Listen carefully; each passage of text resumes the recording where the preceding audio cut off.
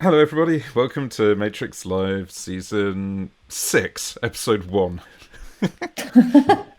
Because we don't know what episode of Season 5 we are, but I think we got to like episode 26 or 27, which is clearly enough time for an entirely new season. So it's all exciting. We even had no cliffhanger last season, and we're starting with a really high budget, long, never-ending Steadicam shot through the annals of Matrix as Amandine and myself go and steer you through the wonders of our week. What's been going on, Amandine? This is starting well, and the G&T hasn't been served yet. So what has been going on? Something we've been working a lot on lately has been still trying to fix the UX of Element.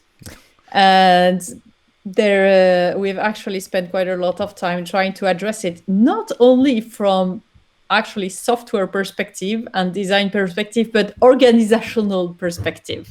Like if just by applying designers doesn't work, maybe we should change the way we work. And we thought it would be interesting to share a bit of what we've been doing there. Yeah, I think that Dad has slightly talked about this in the TWIM update for Element this week. But I think this is the Achilles heel of almost the entirety of Matrix, that the flagship client Element is not always as usable as Mattermost or Rocket Chat or WhatsApp or Slack or Discord or whatever your favourite chat system is. And if we don't fix it, the whole thing's completely screwed. So we've made some major progress on this in terms of having Nad as our lead designer coming on board and improving the design of things. And then we've increased the team there. We've got Nick working on the element design as well. In fact, they should do a design like Matrix Live. That'd be really cool. Yeah. And most recently, Simon, who actually designed the Vector logo, not the Riot logo, but the Vector logo back in the day, has come back to the fold and has been working on VoIP stuff. And you might have seen him in the demo session last week. And it's great to have professional designers frantically trying to improve Element. But the problem that we saw, I think, is traditionally called Conway's Law, which is that the kind of product that an organization creates is a reflection of its org chart rather than anything else. And you can often see this in like websites where the things that a business does is completely randomly split up, and it turns out that it just reflects the different divisions of IBM or whatever it is. Obviously, Element is not remotely the same size as IBM, and it's ideally we wouldn't have these problems at all. And frankly, when we were smaller, no, our UX wasn't perfect, but at least it was just a handful of people. At least we had the excuse of not having a designer on board rather than 2, 3. True. But I think what we have had historically is, and folks who stalk Element development will see this in our development rooms. You've got the web development room, and you've got an iOS room and an Android room, and then there's been a design room and there's a cryptography room, and there are all these separate teams who kind of come together when they need to get something done, but the primary affinity has always been to, hey, here are the guys who are hacking on the iOS app. It's like Manu and Stev and a bit of Guillaume, etc., and Ishmael. And here are the guys who are hacking away on Element Web, and it's Tech Guy and Travis and Ryan and so on and so forth, and Dave. But as a result, when we need to actually do something new or even something existing, like improve the usability of Element, it tends to be, hey, why don't we fix that little bit on web? And oh crap, we forgot to do it on iOS, or we forgot to do it on Android, or perhaps Android's really good at this bit, and it's just increasingly inconsistent. So we have gone and tried. Yeah, go for it. Can I do a stupid pun on that? Yes. And the answer to fix it is Matrix, which is a very awful because we don't want to think as it as a Matrix thing. Let's not talk about Matrix orgs at all. We've been careful not to talk about it internally, so let's not talk about it on Matrix Live. Instead, I would say that the solution is to basically dissolve the current teams, and what we've done is to create internally, and I'm sorry that this is probably boring to anybody who isn't interested in how you're trying to organize tech teams. but it's kind of relevant as we try to dig ourselves out of the mess that we've painted ourselves into. That basically we've dissolved the original teams, other than having a kind of skeleton crew to make sure that we actually release on iOS and Android and web, etc. But most of the work is now happening in what we call product teams. So, for instance, there is one for VoIP, which does nothing other than making VoIP not suck. And there's a designer who's Simon, and there's the mobile representation, and there's the web representation, and there's a back-end representation too. And everybody comes together to go and try to make sure that VoIP actually works. And another one is the Delight team, as we're calling it, which does nothing other than try to make the UX kick ass. And what has Delight been doing, Amandine? So the Delight team has been focusing on something which we started 3 years ago and was broken, and is now called Spaces, the new name of communities. Indeed. So this is the ability to group together rooms, basically, and rather than calling them groups or communities as we did before, we wanted to give them a different name that kind of reflects, it's something new and different, and also is a bit more neutral, whereas communities sounds, hey, you got to use it for a community. But what if you're just doing a list of rooms? It's not a community at all. So we're calling them... Sorry for keeping interrupting, but it's basically if you're doing it for yourself, you cannot call it like it's my own community with my own rooms, so that I can filter my view. Space is more inclusive. It's then you can apply it to all sorts of use cases, basically.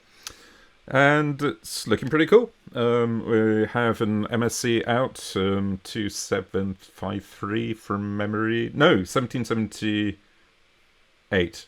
1772. I'm going to go with 1772, I think. It was all at the MSCs around the time of the American Revolution. It is looking pretty good. It allows you to create a hierarchy of rooms. So we have spaces within spaces, or subspaces, if you will. And we have design. And in practice, the folks working on this is Nad as the designer, Rich VDH as the Synapse and Spec hacker, me as the guy who originally wrote the half-hour Spec proposal for it. And shortly, we'll then be pulling in the folks actually building it on web and Android and iOS. We're thinking, not that we've told anybody yet, that we might do it on mobile first and have Valer on Android have a stab at it rather than doing it first on web. So that would be interesting to see how that pans out. Watch your space. And it's really exciting. I don't know really what else there is to say about them other than, oh yes, we're going to allow group operations for permissions at last. So you can say, hey, this room is allowed to be joined by anybody from this space, which is such a common, obvious thing that we should support, and we haven't historically. And there's also, oh yes, all of the ops in this room, all the moderators in this room should be from this space. So you just define these kind of access controls and can apply them en masse around the place, which we have been frantically wanting forever. Another new thing is that this afternoon, which I'm not convinced by, but I am deferring to Nad on, is that we are dropping the idea of having an index page for spaces. So the idea on like Element Web, when you view a room in a space, is by default the UI will take you into that space. So you go to Matrix HQ and it'll take you into the Matrix space. However, there isn't necessarily a great big, here is the index of the space with a big logo and some random HTML and a MySpace thing with animated GIFs and all that stuff.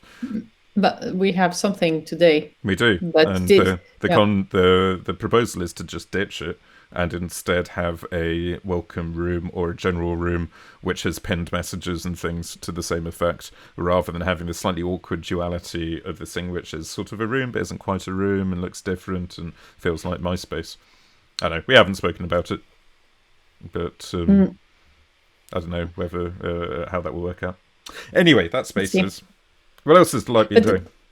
So the Delight team has been working on actual analytics, because it's all very well to implement new features and say, oh, surely it's going to be better this way. But it's much better if you can actually see if people actually are using things, and if it does actually improve the retention on the app and the happiness people are feeling when using the app, and if it's actually something useful you're doing.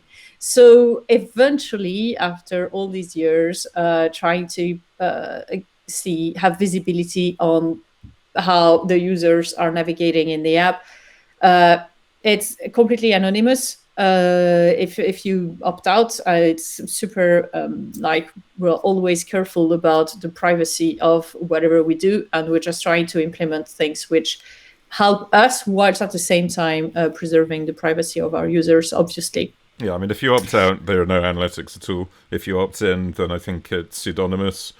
So we don't actually see the user IDs or the room IDs or anything of what's going on, but it allows us to see the patterns of which bits of the app people are using. And everybody hates analytics. I hate them. I can turn them off by default. And I know that for privacy-focused, secure messaging solutions, a lot of people are allergic to it. But frankly, without this, we are just blind as to which bits statistically suck, and critically whether we're making it better. And it's just so important. So we've hopefully got a solution, touch wood, which improves that massively. And then there are a whole bunch of improvements around invites and empty screens and this kind of things, which are progressing in parallel. Yep, the empty screen stuff is actually bizarrely nice, that when you open up the app for the first time, it gives you useful information about what to do rather than just blank canvas. Good luck. And it's very glossy too. I really like it. Yep. It's every time you start and you're, ooh, that's nice. Indeed. Yeah, makes me happy. So if you haven't played with these on Element Develop, go to develop.element.io right now and have a play. And likewise on Android, their equivalents are landing soon, if not landed. And iOS, I think, is coming along shortly behind as well. So that's the kind of producty stuff. Yeah. What other things have been happening? Hydrogen, is there any news on hydrogen side? Yes, hydrogen development is cracking on this week. Bruno added in quick succession encrypted file download and then encrypted file upload, and then as of a few hours ago encrypted image upload too. So we basically have full complement for E2E file transfers, including IE11 support, just in time for IE11 to be end-of-lifed in June of next year. Do you know IE11 is 7.5 years old now? It's petrifying. In my mind, IE3 has only just come out, and IE4 is coming just around the corner, everybody, with Windows 98 and active desktop. But that's probably me. What about VoIP?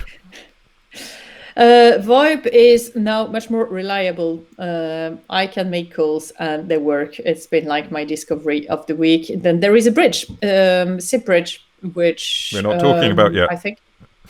Okay, we're not talking about yet.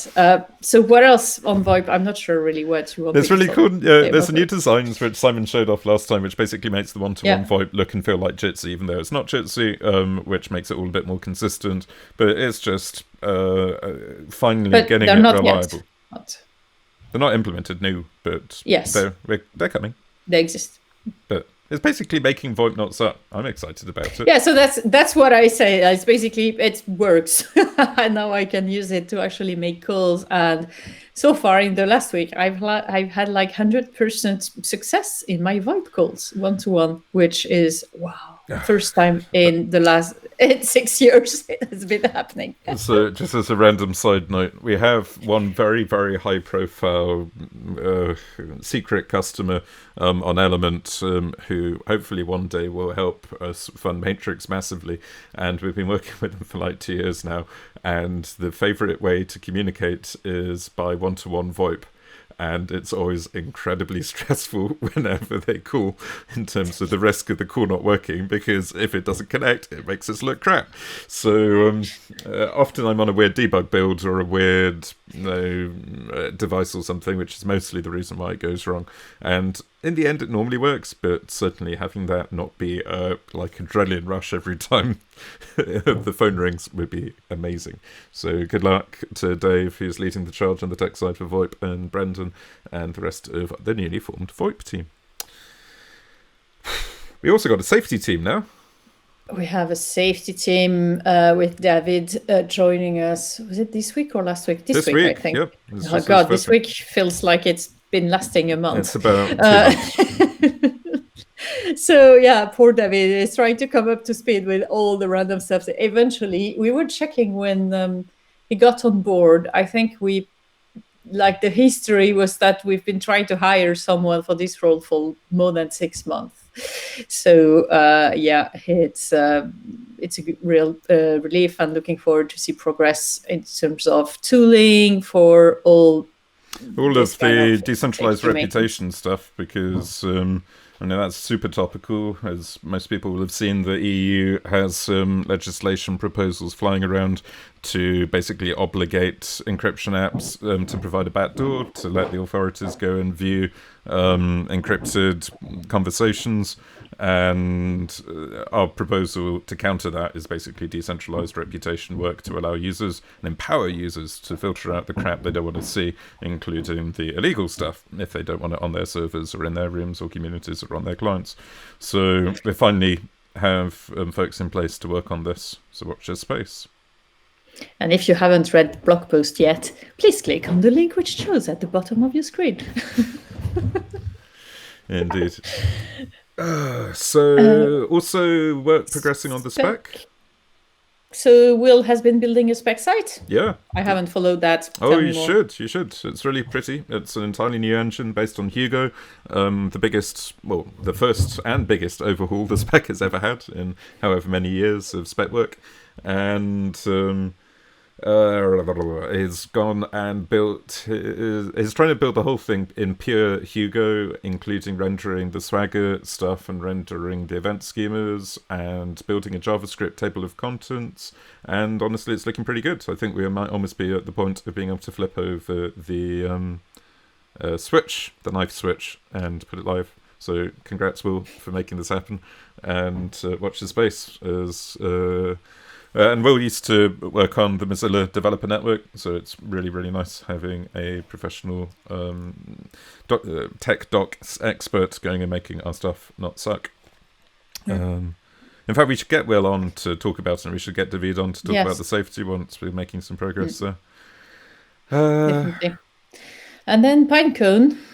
Again, I haven't followed much on Pinecone. I followed a bit more on the other. So I've been naughty and just teasing it on Twitter and pissing everybody off by going and taking Neil Alexander's screenshots of Pinecone, which is the next generation peer-to-peer overlay network that he's been working on, and putting them out there on Twitter because I think they look pretty and it's fun to tease that stuff is happening there. It's not released yet. It's still in very active experimentation, but it's effectively a cousin of Yggdrasil, but more optimized and designed for the matrix use cases. So it does things like source routing as well as greedy routing, which means that the path that that traffic takes through the network is determined by the origin point rather than it going kind of hop by hop. So you just start at the beginning and say, right, where am I going to throw my packets and that sort of thing. And it's using Quick for some of the application layer stuff, including the Matrix stuff, and it's basically built more for applications like Matrix. So it's basically what would our ideal peer-to-peer overlay look like for Matrix, and we'll compare it with Yggdrasil and P2P and DAT and anything else. But this one's feeling pretty good. So more info from Neil Alexander when that appears. We'll have to have him on Matrix Live too. Hope, Ben, you're taking notes. There. Yes, yeah, we're building all the pipeline for Ben. It's easy. And eventually Cerulean has been moving forward as well, applying nice designs from Simon again. Yep. And building actually a Twitter on top of Matrix. Because so many people are saying, but Matrix is for messaging and cannot do social media, right? So social networking. It's driving me mad. I just found this MSc from Jonathan, which I think is very well intended, but it's called like the Spec Table Flip MSc, where apparently the spec is too geared towards instant messaging, and the whole thing should be completely restructured to make it clear that it's not just about instant messaging. Perhaps there is an element of truth to that, but I still think the Matrix and the spec as it stands is relatively agnostic. It's the clients which make everybody think of instant messaging. And by putting Cerulean out there and it's not really Twitter at the moment, it feels a bit more like Hacker News or Reddit, honestly. It's got a toggle button on it, so your threads can either go kind of Twitter style where replies go in a column, and then if somebody forks, it goes to the side. Or it can do it Hacker News style, where it's the same thing, and it's basically the replies keep forming an indent, and then when somebody forks, it goes down. And so you can literally twiddle between the two to experiment with it. And it uses the new threading MSC and is implemented on Dendrite. It's not quite ready for prime time because they haven't hooked up the federation and the peaking stuff yet for threading. But once that's there, I think we should set one running and see if people suddenly start doing a Mastodon or Twitter-style social network on top of Matrix. Get Keegan, Matrix Live. Yeah. Here we go. Our jobs is done. Yep, precisely. The 5 next Matrix Live setup. Get ready, Ben. Yeah, we should. It's like the kind of scriptwriter room where they're planning season 6. You see, this was all very deliberately structured from the outset, and everybody sits around the table and sort of says, what are we going to do with this character? And starts drawing on the walls and lots of red tape or red wool everywhere. Anyway, we're very overtired, even slightly manic, and should probably go back to work or have a weekend or something now. Yeah. But thank you for listening, everyone. Yeah, I think that was it. Thank you, everyone, and I guess speak to you soon. We'll make sure that all this exciting stuff makes it to Matrix Live, and you can have a look. Have a wonderful weekend, and thank you for flying Matrix. Bye.